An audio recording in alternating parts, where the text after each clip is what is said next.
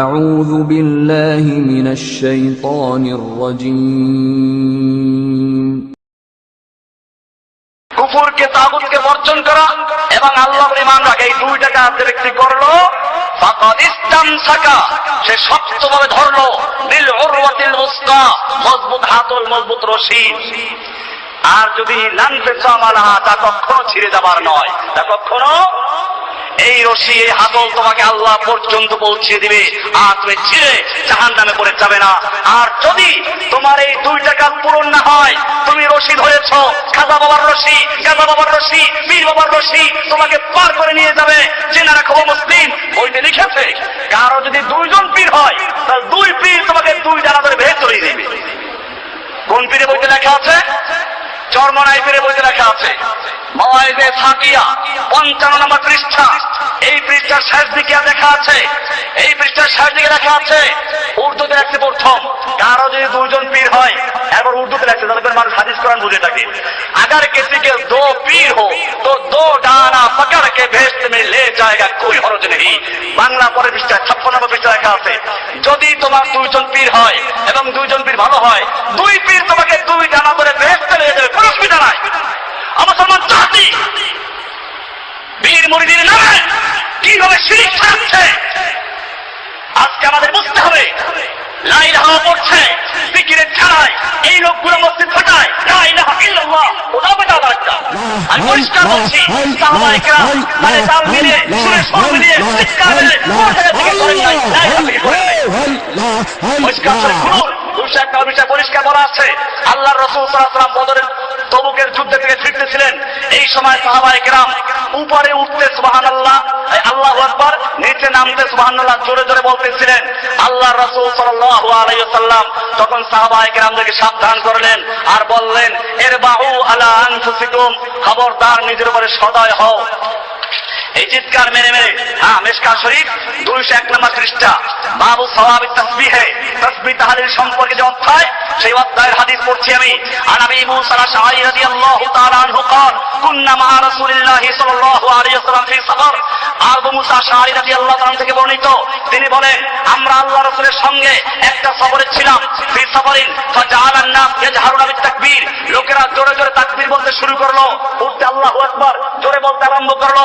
আল্লাহর রাসূল সাল্লাল্লাহু আলাইহি ওয়াসাল্লাম বলেন, ফাকালা রাসূলুল্লাহ সাল্লাল্লাহু আলাইহি ওয়াসাল্লাম, আল্লাহর রাসূল সাল্লাল্লাহু আলাইহি ওয়াসাল্লাম বললেন, ইয়া আইয়ুহান নাস, হে লোক সকল, ইরবাউ আলা আনফুসিকুম, তোমরা নিজেদের প্রতি সদয় হও, কারণ ইন্নাকুম লা তাদউনা আসাম্মা ওয়ালা গায়বান, তোমরা যাকে ডাকছ সেই ব্যক্তি বধির নন, তোমরা কোনো বধিরকে ডাকছ না, ওয়ালা গায়বান, তোমাদের থেকে অনেক দূরে এমন কোন সত্তাকে তোমরা ডাকছ না। ইন্নাকুম তাদউনা সামিআন বাসীরা, তোমরা ডাকছ এমন এক মহান ব্যক্তিকে, মহান সত্তাকে, যিনি সর্বশ্রোতা সর্বদ্রষ্টা, তোমাদের কথা শুনেন দেখেন। ওয়াহুয়া মাআকুম, তিনি তোমাদের সঙ্গে আছেন। ওয়াল্লাযী তাদউনাহু, হ্যাঁ, তোমরা যাকে ডাকছ তিনি আকরাবু ইলা আহাদিকুম মিন উনুকি রাহিলাতিহি, তোমরা যে উঠে বসে আছো, উটের গর্দান ঝুঁকলে তোমাদের মাথার কাছে এসে যায়, এর চেয়েও আল্লাহ তাআলার কাছে, তার ইলম কাছে, সেই এক মহান সত্তাকে ডাকছ, কাজেই তোমরা এত চিৎকার মেরে জিকির করো না। মিশকাত 201 নম্বর পৃষ্ঠা 1, 2, 3, 4 নম্বর লাইনে হাদিসটা, এই হাদিস পরিষ্কার বলছে। আর এই লোকগুলো লা ইলাহা জিকির করে আর দল বাঁধবে। এইখানে মসজিদে ওয়াক্তে নামাজ একটাকেও দেখা যায় না, বৃহস্পতিবার বিকেল আসতে দেখা যায় মাশাআল্লাহ জিকির করতে আসে। আমি পরিষ্কার বলি, এই জিকির সাহাবায়ে কেরাম করেন নাই, তাবেঈন করেন নাই। চিৎকার মেরে মেরে, সুরে সুর মিলিয়ে, ঘাড়ে ঘাড় মিলিয়ে, তালে তাল মিলিয়ে লা ইলাহা জিকির করো আর শিরক করো, বিদআত করো। বইয়ের মধ্যে লিখেছে, ওই পীরের আরেক বই বেদে মারিফাতে লিখেছে যে এক ওলি যাচ্ছিল, একটা বাচ্চা নিয়ে একটা লোক লাশ নিয়ে কাঁদছে। ওলি জিজ্ঞেস করলেন, তুমি এটা কাঁদছো কেন?